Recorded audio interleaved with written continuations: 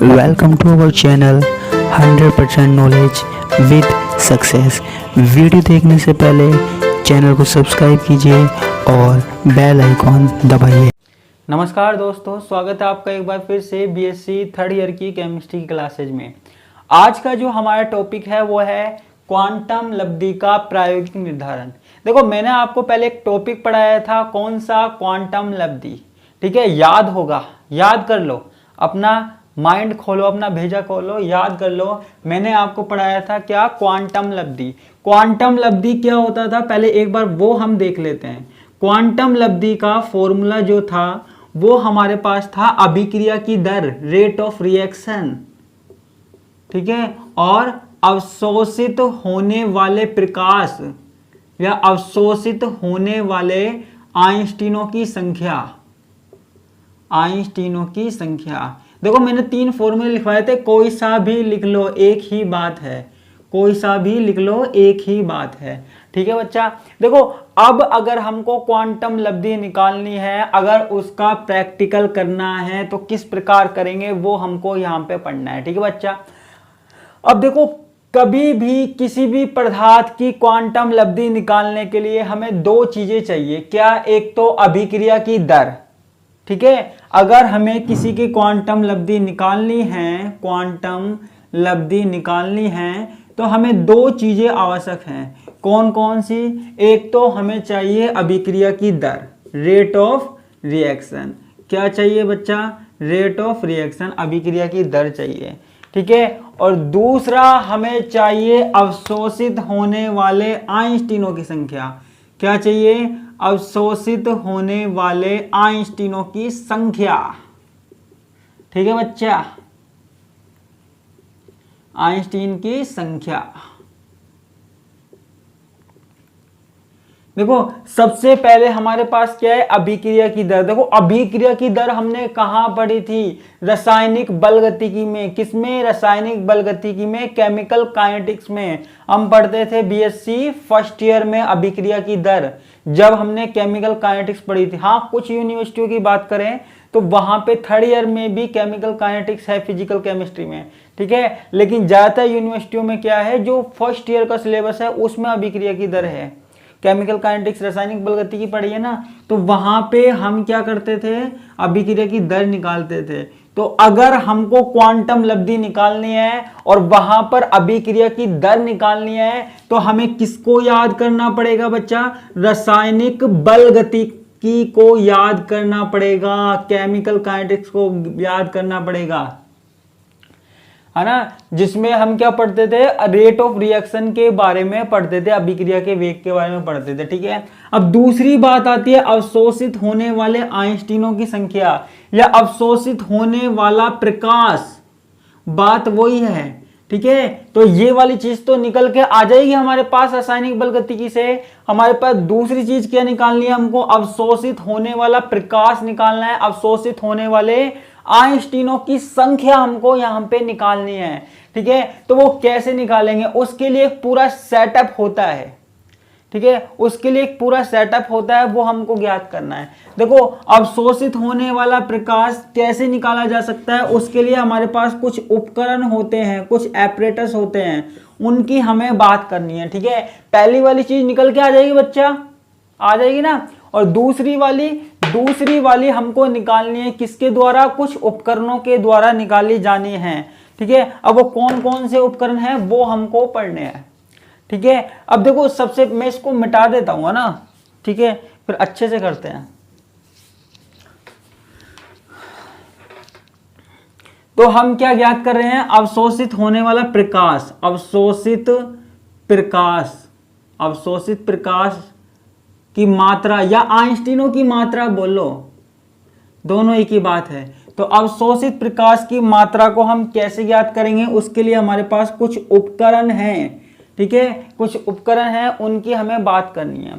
देखो, जब भी हम कोई अभिक्रिया करवा रहे हैं, जब भी हम फोटोकेमिकल रिएक्शन करवा रहे हैं, तो हमको सबसे पहले क्या चाहिए होगा? सबसे पहले हमको चाहिए होगा सोर्स। ठीक है, किस चीज का सोर्स? लाइट का सोर्स, प्रकाश का स्रोत। प्रकाश का स्रोत चाहिए होगा, लाइट का सोर्स चाहिए होगा, हमें ऐसा सोर्स चाहिए होगा जहां से प्रकाश आ सके। क्योंकि हम क्या पढ़ रहे हैं, प्रकाश रासायनिक अभिक्रिया पढ़ रहे हैं बच्चा, फोटोकेमिकल रिएक्शन पढ़ रहे हैं। और जब तक प्रकाश का सोर्स नहीं होगा तो क्या होगा, जब तक प्रकाश का सोर्स नहीं होगा तो हमारे पास प्रकाश रासायनिक अभिक्रिया हो ही नहीं सकती। ठीक है, तो यहां पे सबसे पहले हमको चाहिए प्रकाश का सोर्स चाहिए। देखो हम उपकरण भी बनाते हुए चलेंगे साथ साथ और इनके बारे में लिखते हुए भी चलेंगे। ठीक है, अब देखो यहां पे मैं लिख रहा हूं प्रकाश सोर्स। देखो प्रकाश सोर्स की जब भी हम बात करेंगे किसमें, फोटोकेमिकल रिएक्शन में, तो यहां पे दो लिए जा सकते हैं। कौन कौन से, एक तो हाइड्रोजन लैंप विसर्जन। ठीक है, एक हाइड्रोजन लैंप विसर्जन, ये क्या होता है, प्रकाश का सोर्स होता है। और एक हमारे पास होता है ड्यूटोरियम। ठीक है, एक हमारे पास क्या होता है, ड्यूटोरियम लैंप। क्या होता है बच्चा, ड्यूटोरियम लैंप होता है। ठीक है, और अगर हमें ज्यादा स्ट्रॉन्ग चाहिए, ज्यादा प्रभावशाली चाहिए, ठीक है, ज्यादा प्रभावशाली चाहिए तो हम मरकरी लैंप का उपयोग भी कर सकते हैं। किसका उपयोग कर सकते हैं बच्चा, मरकरी लैंप का उपयोग कर सकते हैं। ये देखो सारी क्या चीजें हैं, ये सारी क्या चीजें हैं, ये प्रकाश का सोर्स है, प्रकाश का स्रोत है, जहां से हमारे पास क्या आता है, प्रकाश आता है। ठीक है, प्रकाश आता है। कौन सा प्रकाश आता है हमारे पास, दृश्य और अल्ट्रावायलेट वाला, विजिबल और अल्ट्रावायलेट रीजन वाला प्रकाश आता है, तो वो ये क्या है, प्रकाश सोर्स है। अब उससे आगे की बात करते हैं। देखो प्रकाश सोर्स से हमारे पास क्या निकलती है आगे, ठीक है, प्रकाश सोर्स से क्या निकलेगी, प्रकाश की किरणें निकलेगी। इसके आगे हमने क्या लगा दिया, इसके आगे हमने एक यंत्र लगा दिया। क्या यंत्र लगा दिया, जिसको हम क्या बोल रहे हैं, मोनोक्रोमेटर। क्या बोल रहे हैं, मोनोक्रोमेटर। अब आप ये कहोगे सर ये मोनोक्रोमेटर क्या है, बता रहे हैं बच्चा, बता रहे हैं। ठीक है, तो मोनोक्रोमेटर की बात करते हैं। ठीक है, तो हम किसकी बात करते हैं, मोनोक्रोमेटर की बात करते हैं। मोनोक्रोमेटर क्या होता है, जब हमारे पास लाइट के सोर्स से, प्रकाश के सोर्स से जब हमारे पास लाइट आती है तो मोनोक्रोमेटर क्या होता है, जो आवश्यक विकिरण है उनको एब्जॉर्ब कर लेता है और उनमें से जो काम की विकिरण है, जो काम का प्रकाश है ना, काम के प्रकाश है उसको ही जाने देता है। काम का जो प्रकाश है उसको ही जाने के लिए अनुमति प्रदान करता है और बाकी को क्या कर लेता है, अवशोषित कर लेता है। यानी कि मोनोक्रोमेटर क्या काम कर रहा है, अवशोषित करने का काम कर रहा है। ठीक है, ये सिर्फ आवश्यक प्रकाश को ही जाने देता है, बाकी को नहीं जाने देता। ठीक है, तो यहां पे क्या लिख सकते हैं कि यह केवल उपयुक्त तरंगदैर्ध्य के प्रकाश को ही, तरंगदैर्ध्य के प्रकाश को ही जाने देता है, प्रकाश को जाने देता है। ठीक है, तो ये केवल उपयुक्त तरंगदैर्ध्य के प्रकाश को ही जाने देता है, कोई भी एक्स्ट्रा चीज जाने नहीं देगा ये। ठीक है, तो यहां पे ये क्या हो गया, मोनोक्रोमेटर हो गया। क्या हो गया, मोनोक्रोमेटर हो गया। ठीक है, ये किसका बना हुआ होता है, यह एक मिनट, यह जिलेटिन का बना हुआ होता है, ये जिलेटिन का बना हुआ होता है या पारदर्शी कांच का बना हुआ होता है, पारदर्शी कांच का बना हुआ होता है। तो ये किसकी बात हो गई हमारे पास, मोनोक्रोमेटर की बात हो गई, मोनोक्रोमेटर की बात हो गई। ठीक है, अब इसके बाद होता क्या है, देखो इसको मैं मिटा देता हूं, ये मैंने दो चीजों के बारे में बता दिया। अब तीसरी चीज के बारे में बात करते हैं। देखो जब यहां से प्रकाश किरणें निकल जाती हैं, जब यहां से प्रकाश किरणें निकल जाती है तो कहां जाती है, कहां जाती है, आगे जाकर हमारे पास क्या है, एक अभिक्रिया कक्ष है। क्या है, अभिक्रिया कक्ष है, यहां पे एक अभिक्रिया कक्ष है। ठीक है, अभिक्रिया चैम्बर है, इसको क्या बोलते हैं, रिएक्शन वेसल भी बोलते हैं, रिएक्शन वेसल भी बोलते हैं। ठीक है, ये क्या है, देखो देखो जहां पे हम अभिक्रिया करवा रहे हैं, जिस अभिक्रिया को हम करवा रहे हैं उसको कहीं ना कहीं तो लेंगे, किसी ना किसी पात्र में तो लेंगे। यहां से तो सिर्फ क्या आ रहा था, यहां से तो सिर्फ प्रकाश आ रहा था, यहां तो क्या है, सिर्फ लाइट सोर्स है। आगे हमारे पास क्या है, अभिक्रिया का कक्ष है जहां पे अभिक्रिया होगी। ठीक है, यहां पे क्या होगी, अभिक्रिया होगी। ठीक है, तो यहां पे अभिक्रिया कराने के लिए हमने क्या लगा रखा, अभिक्रिया कक्ष लगा रखा है। जो ये देखो, इसको हम लिख देते हैं अभिक्रिया कक्ष। ठीक है, ये हमने क्या लगा रखा है, अभिक्रिया कक्ष लगा रखा है। देखो जो हमारे पास पराबैंगनी विकिरण होती है ना, पराबैंगनी विकिरण होती है, उसके लिए हमारे पास ये जो अभिक्रिया कक्ष है वो किसका बना होता है, क्वार्टज कांच का बना हुआ होता है, क्वार्टज कांच का बना हुआ होता है। और जो दृश्य क्षेत्र की विकिरण होती है वहां पे तो साधारण कांच से भी काम चल जाएगा भैया, साधारण कांच भी काम में ले सकते हैं। ठीक है, साधारण कांच भी काम में ले सकते हैं। ये हमारे पास क्या है, अभिक्रिया कक्ष है, ये हमारे पास अभिक्रिया कक्ष है। ठीक है, ये हम अभिक्रिया कक्ष बना देते हैं। ठीक है, यहां पे हमारे पास क्या भरा हुआ है, यहां पे हमारे पास जो अभिक्रिया करवानी है उसका अभिकारक भरा हुआ है, उसका क्या भरा हुआ है, अभिकारक। ठीक है, यहां पे क्या होता है, यहां से प्रकाश किरणें जाती हैं। ठीक है, यहां पे कुछ कुछ खिड़कियां भी लगी होती है।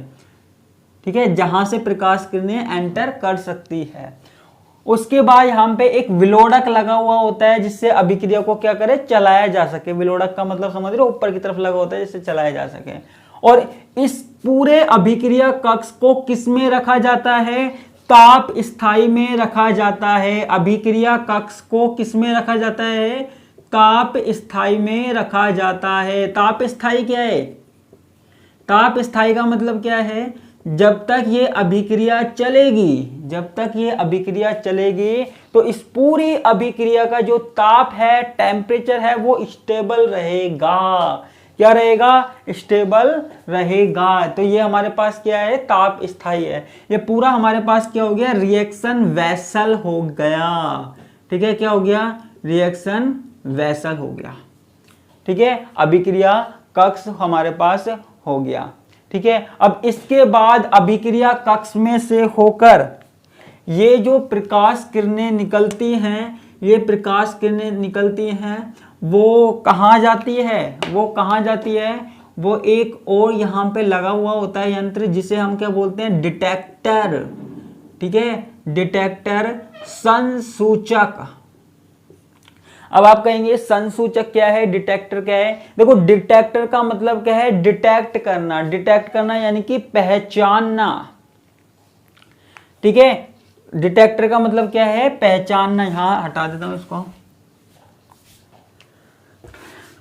तो डिटेक्टर यानी कि संसूचक क्या करता है, जो प्रकाश की विकिरण हमारे पास आ रही है, जो प्रकाश की विकिरण हमारे पास आ रही है उसकी तीव्रता को मापता है। प्रकाश की विकिरण की तीव्रता को मापने का काम करता है, मापता है। ठीक है, संसूचक क्या करता है, डिटेक्टर क्या करता है, प्रकाश की तीव्रता को मापता है। ठीक है, प्रकाश की विकिरण की तीव्रता को मापता है कि कितनी प्रकाश की विकिरण आई है और कितनी नहीं आई है। ठीक है, तो ये हमारे पास क्या हो गए, सारे के सारे ये हमारे पास यंत्र हो गए। कौन कौन से काम में आते हैं, देखो हमारे पास जो डिटेक्टर काम में आते हैं वो आते हैं थर्मोपाइल। ठीक है, 2-3 डिटेक्टर जो फेमस है, मैं उनके नाम बता रहा हूं। ठीक है, थर्मोपाइल या फिर प्रकाश विद्युत सेल। ठीक है, प्रकाश विद्युत सेल। देखो अब की बार जो 2020 में आया था इसके बारे में पूछा गया था, थर्मोपाइल के बारे में ज्यादातर बच्चों को पता ही नहीं था ये क्या होता है, लेकिन हम इसके बारे में डिटेल में पढ़ा देंगे, कोई दिक्कत नहीं है। इस पे शॉर्ट नोट पूछा गया था। ठीक है, 2.5 नंबर का क्वेश्चन आया था इस पे, 2.5 नंबर का, थर्मोपाइल। ठीक है, तो थर्मोपाइल, प्रकाश विद्युत सेल, और एक होता है रासायनिक एक्टोमीटर। क्या होता है, रासायनिक एक्टिनोमीटर।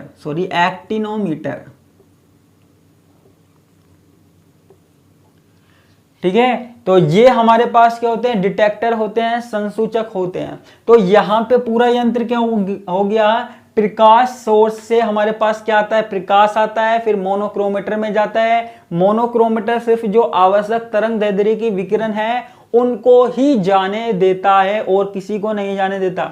उसके बाद ये किरणें अभिक्रिया कक्ष में जाती है, जिसके कारण क्या होती है, अभिक्रिया होती है। जब प्रकाश की किरणें पड़ेंगी तो अभिक्रिया होगी। उसके बाद अभी यहां से किरणें निकलती है और कहां जाती है, डिटेक्टर में जाती है, जो डिटेक्ट करता है, जो किरणों को क्या करता है, मापता है, उचित तरंग दैर्ध्य की किरणों को मापता है, विकिरण की तीव्रता को मापता है। ठीक है, डिटेक्टर कितने प्रकार के होते हैं या कौन कौन से मेन है, थर्मोपाइल, प्रकाश विद्युतचल, रासायनिक, एक्टिनोमीटर। ये कुछ प्रमुख हमारे पास क्या है, डिटेक्टर हैं। ठीक है, अब थोड़ा सा इसकी कार्य प्रणाली भी देख लेते हैं, जिससे आपको पता होना चाहिए कि इसकी कार्य प्रणाली कैसी होती है। ठीक है, तो इसकी कार्य प्रणाली में क्या किया जाता है, देखो यहां पे ध्यान से सुनना, कुछ लिखने की जरूरत नहीं है। सबसे पहले हम रिक्त कक्ष में, जब हम अभिक्रिया नहीं करवा रहे हैं, अभी यहां पे कोई पदार्थ डालने से पहले, अभिकारक डालने से पहले हम क्या करते हैं, प्रकाश सोर्स से प्रकाश की किरणों को डालते हैं। पहले खाली पे डालते हैं। ठीक है, पहले अंदर हम कुछ लेते नहीं है, पहले हम खाली पर डालते हैं। पहले हम क्या करते हैं, रिक्त अभिक्रिया कक्ष में, रिक्त अभिक्रिया कक्ष में प्रकाश को डालते हैं, रिक्त अभिक्रिया कक्ष में प्रकाश को डालते हैं। ठीक है बच्चा, रिक्त में। उसके बाद क्या करते हैं, उसके बाद हम क्या करते हैं कि इसमें अभिकारक लेते हैं, पदार्थ लेते हैं, फिर उसके बाद फिर हम क्या करते हैं, प्रकाश को डालते हैं। ठीक है, अभिकारक लेने के पश्चात भी, अभिकारक लेने के पश्चात भी प्रकाश को डालते हैं, प्रकाश डालते हैं। ठीक है, तो दोनों कंडीशन में डालते हैं, जब इसके अंदर कुछ नहीं है तब भी हम डालते हैं, और जब इसके अंदर अभिकारक है तब भी हम डालते हैं। ठीक है, तो यहां पे होता क्या है, ये जो डिटेक्टर होता है, खाली वाले में भी हमको क्या निकाल के दे देता है, प्रकाश की जो तीव्रता है उसको निकाल के दे देता है। जब हम खाली वाले में करवाते हैं ना, तब हमारे पास प्रकाश की तीव्रता कितनी होती है वो हमको निकाल के दे देता है। ठीक है, और जब हम यहाँ पे अभिकारक ले लेते हैं उसके बाद भी हमको यहाँ पे प्रकाश की तीव्रता निकाल के दे देता है। ठीक है, फिर उसके बाद हम क्या करते हैं, इन दोनों की जो प्रकाश की तीव्रता है, जो इन दोनों की प्रकाश की तीव्रता है, उनको क्या करते हैं, उनमें घटा लेते हैं। ठीक है, एक में से दूसरे को घटा लेते हैं। ठीक है, अब जो हमारे पास निकल के आता है ना, जो भी पाठ्यांक हमारे पास निकल के आता है, वही हमारे पास क्या है, प्रकाश अवशोषित होने वाले प्रकाश की मात्रा, वही हमारे पास क्या हुआ है, अवशोषित हुआ है, अवशोषित प्रकाश की मात्रा। ठीक है, यानी कि पहले खाली वाले में से प्रकाश की किरण निकाल दो, उसके बाद भरे हुए में से अभिकारक लेने के पश्चात, और एक में से दूसरे को घटा दो। ठीक है, एक में से दूसरे को घटा दो, अंतर निकल के आ जाएगा, पहले कितनी थी विकिरण की तीव्रता और बाद में कितनी थी, तो हमारे पास यहाँ पे अंतर निकल के आ जाएगा। ठीक है, वही अंतर हमारे पास क्या कहलाता है, अवशोषित प्रकाश की मात्रा। ठीक है, और एक बात और, जब अभिक्रिया कंप्लीट हो जाएगी, अभिक्रिया पूरी हो जाएगी, तो तब वहां पर अभिकारक की कितनी सांद्रता होगी, अभिकारक की कितनी सांद्रता होगी, वो भी हम क्या करेंगे, निकाल लेंगे। ठीक है, अभिकारक की सांद्रता हम निकाल लेंगे। अब आप कहोगे अभिकारक की सांद्रता क्यों निकालेंगे, क्योंकि देखो अभिकारक की जो सांद्रता है उससे ही तो हमारे पास क्या निकल के आएगी, अभिक्रिया की दर निकल के आएगी। क्या निकल के आएगी, अभिक्रिया की दर निकल के आएगी, रेट ऑफ रिएक्शन निकल के आएगी। और जब हमारे पास ये दोनों चीजें निकल के आ जाएगी, जब हमारे पास रासायनिक बलगति के द्वारा अभिक्रिया की दर निकल के आ जाएगी और अवशोषित होने वाले प्रकाश की मात्रा निकल के आ जाएगी, तो हम उसकी वैल्यू कहाँ रख देंगे, क्वांटम लब्धि वाले फॉर्मूले में रख देंगे। कहाँ रख देंगे, क्वांटम लब्धि वाले फॉर्मूले में रख देंगे। क्वांटम लब्धि का फॉर्मूला क्या बताया था मैंने, अभिक्रिया की दर बटा अवशोषित होने वाले प्रकाश की मात्रा। क्या? अवशोषित होने वाले प्रकाश की मात्रा।